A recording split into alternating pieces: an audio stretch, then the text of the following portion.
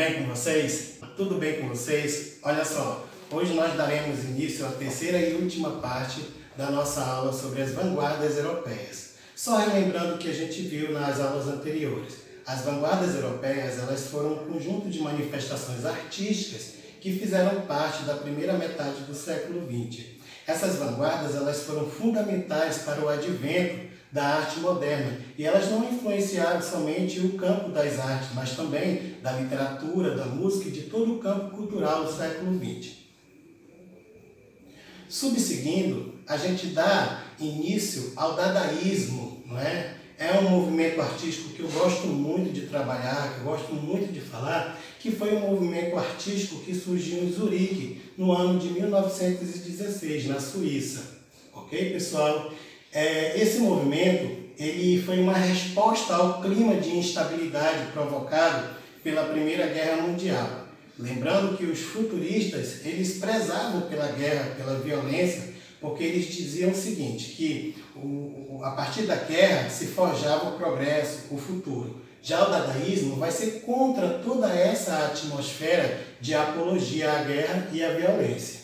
Então, o dadaísmo ele surge como um deboche, como um conteúdo anarquista. Os dadaístas eles tinham aversão a qualquer conceito racionalizado sobre a arte. Os artistas tinham como objetivo a crítica ao capitalismo da época e ao consumismo. O dadaísmo ele vai surgir nesse clima de deboche, de contracultura já naquela época.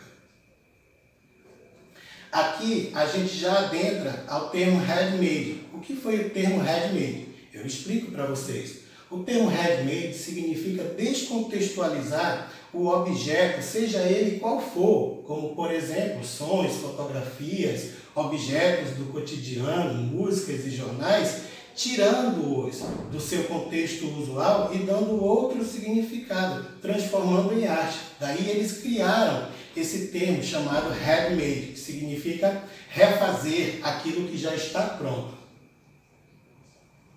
Esse movimento ele possuía um forte caráter pessimista, irônico até, principalmente com relação aos acontecimentos políticos do mundo. Não esqueçam que o dadaísmo ele vai prezar pelo deboche, pela crítica. E os principais representantes desse movimento foram o poeta Tristan Tzara e o artista plástico Marcel Duchamp. Como a gente observa nesta obra magnífica de Marcel Duchamp, intitulada A Fonte. Percebam, pessoal, que nada mais é do que um mictório. O que é um mictório? É um objeto do cotidiano que serve para que os homens possam fazer as suas necessidades fisiológicas. O Marcel ele tirou o objeto do seu meio usual, do seu contexto, e transformou em um objeto artístico, descontextualizando-o completamente. Subseguindo, a gente tem uma outra obra muito intrigante que é A Roda de Bicicleta, também de Marcel Duchamp, né? Percebam que esse objeto, que já transita entre a escultura e a instalação, a arte conceitual, nós temos um banco e uma roda de bicicleta sobre ele. É como se o banco, no seu contexto usual, ele servisse para que as pessoas pudessem sentar sobre ele. E a roda de bicicleta servisse para que pudesse locomover um aparelho chamado bicicleta. A partir do momento em que um está sobre o outro, um anula a ação do outro. Essa é a essência do dadaísmo. O deboche, a crítica, descontextualizar, quebrar com os paradigmas daquela época. Um outro movimento muito legal de se trabalhar é o surrealismo. O surrealismo ele começou na França, mais especificamente no ano de 1924. Ele teve influência do escritor André Breton. Para os surrealistas, a obra de arte não resulta de pensamentos racionais e lógicos, mas ela resulta de pensamentos absurdos e ilógicos, como as imagens oníricas, as imagens que fazem parte do nosso sonho, não é? Não esqueçam, o termo onírico ele se refere àquilo que está ambientado no tema do sonho, do inconsciente e do subconsciente. E mesmo quando a obra surrealista representa aspectos da realidade, eles estão associados a elementos inexistentes da natureza, criando conjuntos irreais. É importante lembrar também que esse movimento ele vai ter grande influência da psicanálise, que naquela época era uma ciência nova, a psicanálise de Sigmund Freud, né, o pai da psicanálise.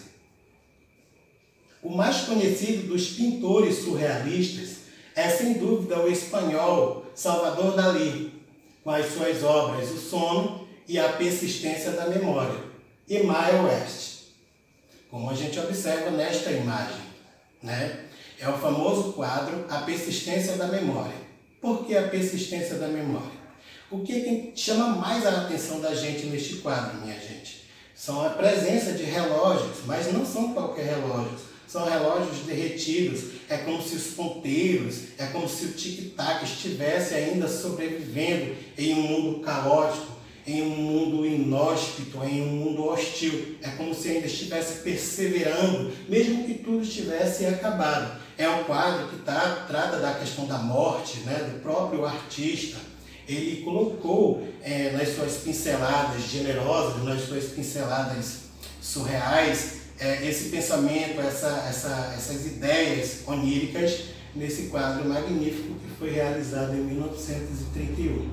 E para finalizar a aula de hoje, nós temos também o quadro O Sono de Salvador Dalí, que foi pintado em 1937. Percebam que nós temos uma espécie de rosto que está suspenso por esteios, né, por algumas varas, num ambiente meio desértico, meio caótico. O Salvador Dalí ele gostava muito de colocar nos seus quadros esses elementos vazios, esses elementos inóspitos, surreais, né, que faz jus ao nome do movimento.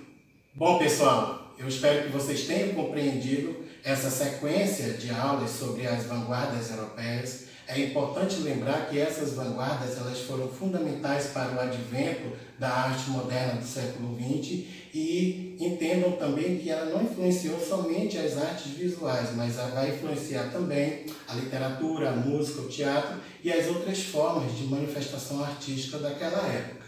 Tem material para vocês na plataforma, eu vou disponibilizar esse slide para vocês e logo eu vou colocar uma sequência de exercícios relacionados às vanguardas que nós estudamos nessa sequência, tá ok? Beijão para vocês e até a próxima!